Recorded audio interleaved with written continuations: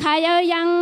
ผิดหมอกถึงนางเคออ๋องในค่ะเนาะตอนตาเตมาปิ่นภาษาปันก็ไผ่ก้อมไตเฮาในค่ะเนาะผิดหมอกค่ะ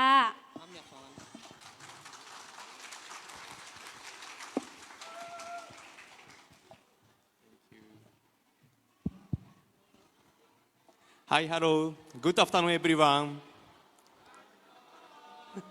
Good afternoon. Give me a moment. My name is Yuta from UNHCR. Today, I can deliver speech in English, but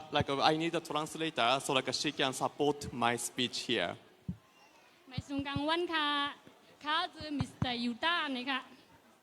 Yuta, Y-U-T-A. มิสเตอร์ยูตาลูกดีลุ่มยูแอนเฮกเซียเสมาวันเมื่อไงก็บอกว่าเขาหมอลากรรมความใต้และเขาจะเป็นคนปิ่นภาษาบันนะคะ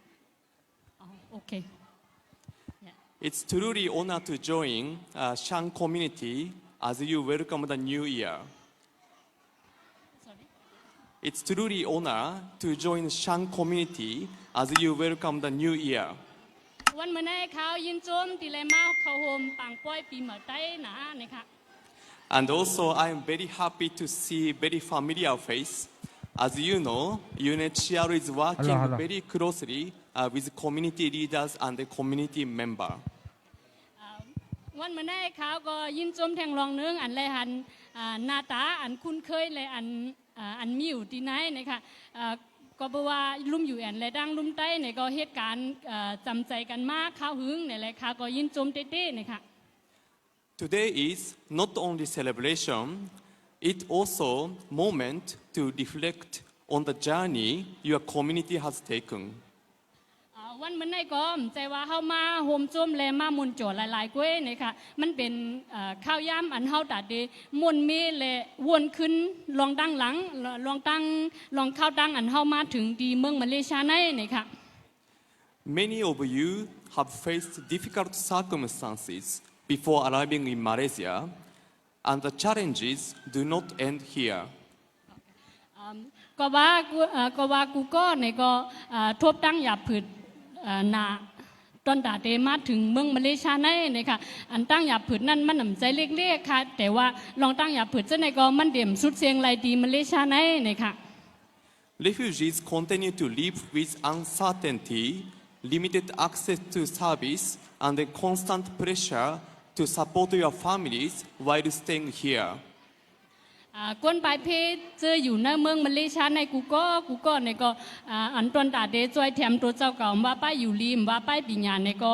มันใจก็มันหนำเป้งโปตอนตาเฮาในแหละมันเป็นรองตั้งหยาบผืดตอนตากูก็ดีในเมืองมาเลเซียในอยู่ในค่ะ These are not small challenges.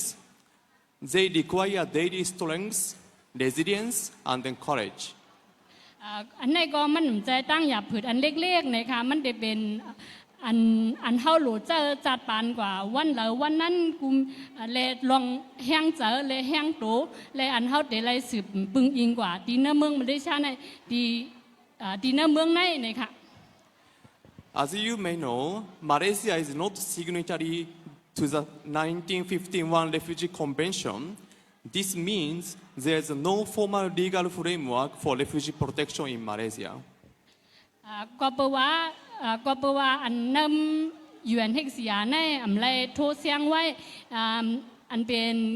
ลีกโฮมหมายเมื่อเห็นเก่าปาก51นั่นแหละก่อนนั้นก้นปลายเพอันอยู่ในเมืองมาเลเซียในเต็มมีลองห่มลมมีลองห่มลมตอนตาก้นปลายเพและมีลองฉุนไล่ฉุนเป็นตอนตาป้ายอยู่ลีและป้ายปีญาตอนตาก้นปลายเพในเมืองมาเลเซียในเนี่ยค่ะ Access to work, healthcare, education, and then even freedom of the movement remains limited in Malaysia. These realities affect every family and then create heavy burden, especially for women, children, and the youth in Malaysia. ก็เพราะว่ามันมีลองกฎหมายอันตาเด็ก มีปักเปิงอันโหมรวมปันตอนตาก้นปลายเพเละกำนั้นเฮ็ดให้เฮาคากากามาหยาบไลโกลองผายโหมรวมไลก็พร้อมมีอันโหมรวมเป้งโป้และไลโกหนาเนี่ยค่ะกำนั้นมันก็เป็นตั้งหยาบผืดเฮเป็นตั้งหยาบผืดนักหนาตอนตาเฮาอันเนอตอนตาลูกอ่อนและตอนตานั่งยิ่งและตอนตากูก็เนเมืองมันเนเมืองในเนี่ยค่ะ I want to acknowledge something openly and honestly. UNHCR's capacity is very limited under these circumstances, and we are not able to reach every person or respond to every need as quickly as we would like. Our resources, staffing, operational space are currently stretched. ข้าวใครย้อนหมวกลาถึงและใครให้ป่องแรงกันกูก็ว่าตีซุ่มอยู่อันเฮกเสียแน่เฮามีเหมือนจังว่าเฮามีพอมีเงินเตรียมทวนตอนตัดเตะซอยแถมไรกูเจอกูเมียวกูก็เล่ในกอบนั้นเฮาก็มีตั้งหยาบผืดตอนตัดเตะซอยแถมกวนตั้งน้ำเนี่ยค่ะ Until here.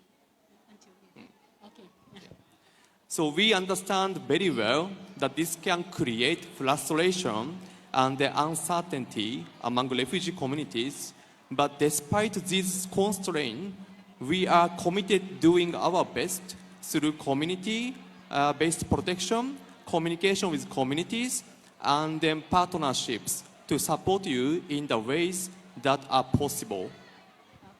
ก็นั้นแหละลองตั้งอย่าผืดเจ้าในเฮาคาป่องเจอและเฮาก็เฮ็ดเฮาก็คัดเจอก็ตั้งอย่าผืดเจ้าในเฮาคาป่องเจอเฮ็ดให้มันเฮ็ดให้ลองตั้งอย่าผืดสู่ในเลขลงกะและเฮาก็คัดเจอดัดเดจอยแถมเขาก็คัดเจอดัดเดจอยแถมเต็มตีตอนดัดเดลาต่อตีลุ่มคอมมูนิตี้และตีลุ่มไต้นั้นก็ลุ่มต่างเจ้าคือเจ้าในก็ป้าอยู่นะคะIn times like these, unlike unity with the community becomes even more important when communities support each other, share accurate information, prevent misinformation, and they work collectively to address issues, the entire community becomes stronger and safer.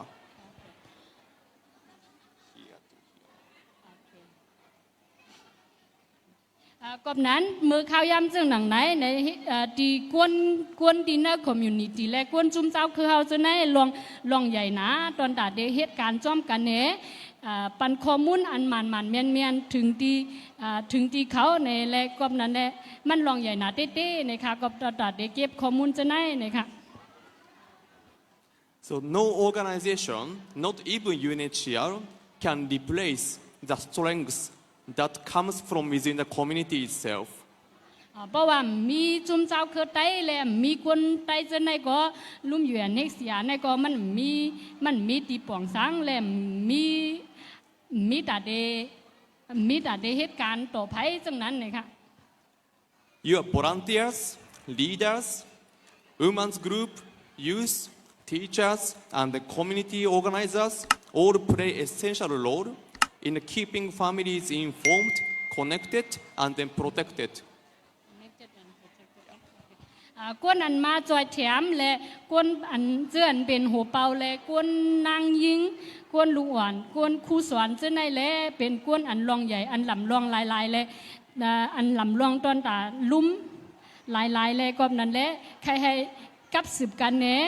อยู่จ้อมกันเนเหมือนจังพร้อมโฮมกันเนจังไหนคะ Yeah. As we enter the new year,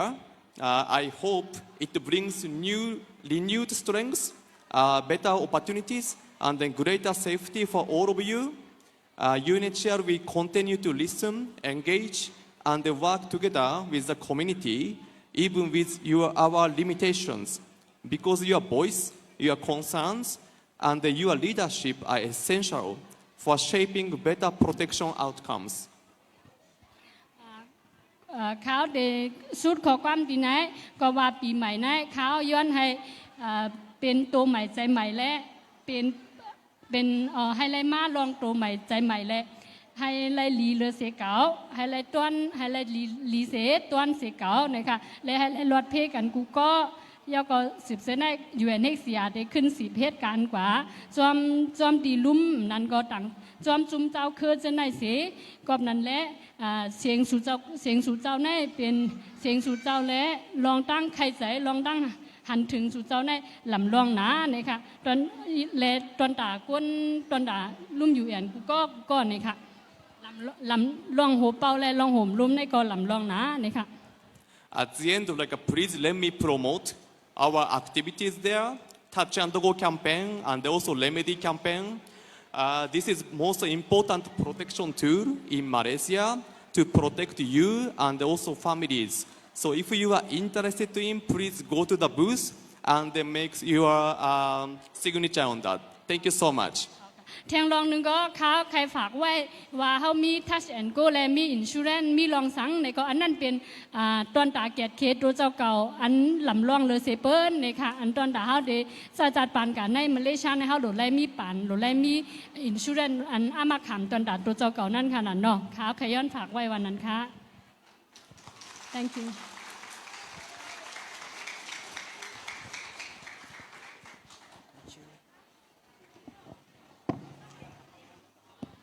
Thank you so much, Mr. Yuta Asita, for your speech for our Shan people. Thank you so much.